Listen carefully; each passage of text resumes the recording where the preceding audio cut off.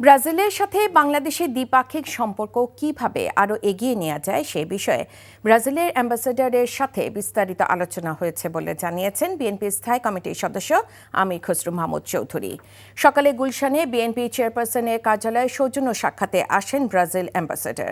প্রায় ঘণ্টাব্যাপী বৈঠক শেষে ব্রিফিংয়ে আমির খসরু মাহমুদ সাংবাদিকদের বলেন, কৃষি খাতে ব্রাজিল অনেক এগিয়ে রয়েছে, কিভাবে আমাদের কৃষিতে আরও উন্নয়ন করা যায় সে বিষয়ে তাদের সহযোগিতা চাওয়া হয়েছে।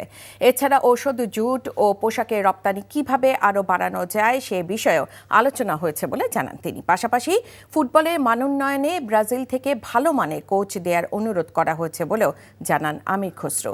এছাড়া ব্রাজিল বাংলাদেশে রেড মিট রপ্তানির আগ্রহ প্রকাশ করেছে।